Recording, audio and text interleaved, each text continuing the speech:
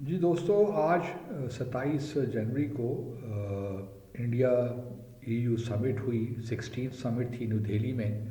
اور اس کے نتیجے میں فری ٹریڈ ایگریمنٹ بھی سائن ہو گیا ہے، اور ساتھ ساتھ India EU security and defence partnership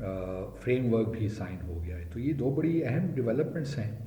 اور جب سے پریزیڈنٹ ٹرمپ آئے ہیں پچھلے سال سے ہم دیکھ رہے ہیں کہ یورپ اور امریکہ کے درمیان تعلقات میں ایک کشیدگی سی ہے۔ پھر پریزیڈنٹ ٹرمپ نے بھارت کو ہی بڑا پریشان کر رکھا ہے۔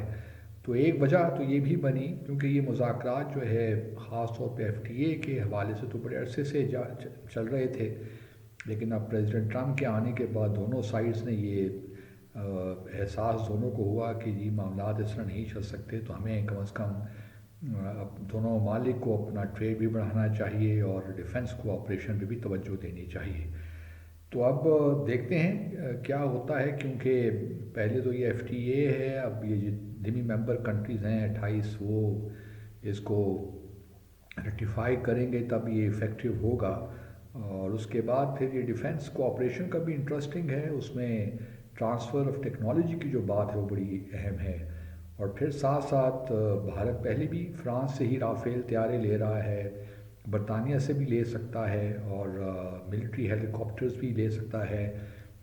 تو بڑے چیزیں ہیں کوآپریشن کے لیے، سائبر اسپیس میں بھی کوآپریشن کی باتیں ہو رہی ہیں۔ تو ایک دونوں طرف جو ہے بھارت اور EU دونوں کے لیے اس وقت ایک ایسی سچویشن بنی ہوئی ہے کہ وہ چاہتے ہیں کہ معاملات آگے چلیں، کیونکہ یورپین کنٹریز کے لیے بھارت ایک بہت بڑی اکانومی ہے، ایک بہت بڑی مارکیٹ ہے، 1.4 بلین دنیا کا سب سے بڑا ملک ہے آبادی کے لحاظ سے۔ تو یورپ کو تو بڑا سوٹ کرتا ہے، اور بھارت کو بھی سوٹ کرتا ہے، جہاں پہ وہ ٹیکنالوجی پہلے امریکہ سے لینے کا خواہش مند تھا، وہ ٹیکنالوجی اس کو کہیں کہیں یورپ سے مل جائے گی، تو اس کا جو ترقی کا سفر ہے وہ رواں دواں رہے گا۔ تو بھارت اور EU کے کانٹیکس میں ایک اچھی ڈیولپمنٹ ہوئی ہے، لیکن پاکستان کو تھوڑا سا اس میں محتاط رہنا پڑے گا، ویجیلنٹ رہنا پڑے گا، دیکھنا پڑے گا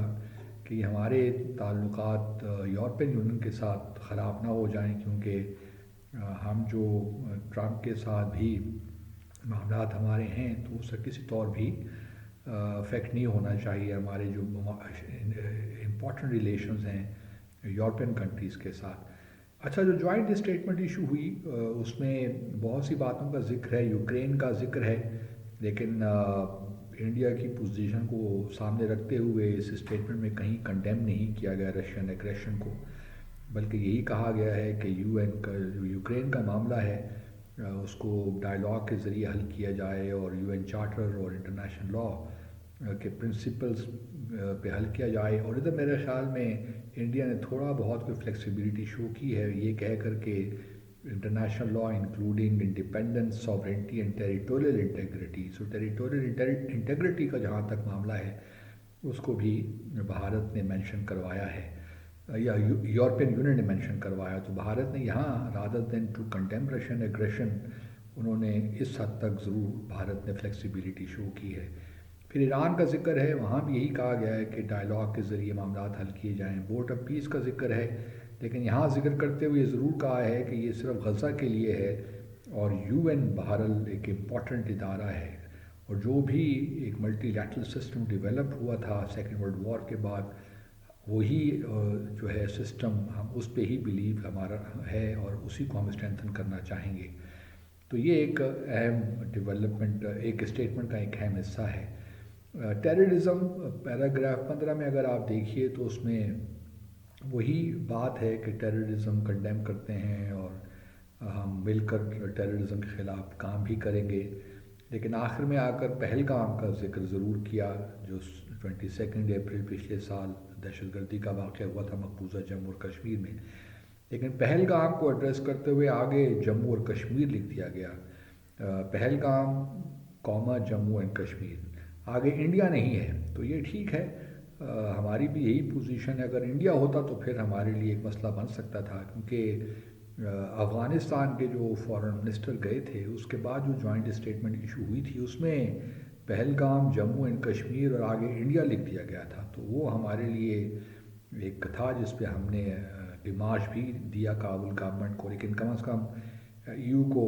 اس بات کا احساس ہے کہ وہ اس قسم کی لینگویج نہیں لکھ سکتے جو کہ انٹرنیشنل لاء کے خلاف ہو یا یو این ریزولوشنس کے خلاف ہو۔ اس کے بعد یہاں پہ بڑی بڑی باتیں بھی کی گئیں کہ جی ہم ای یو اور انڈیا کے تعلقات کو ہائر لیول پہ لے جانا چاہتے ہیں، based on shared values and principles including democracy, human rights, pluralism, rule of law and the rules based international order with U N at its core. اب ہیومن رائٹس ڈیموکریسی کی باتیں تو دونوں سائڈ پہ کر رہے ہیں،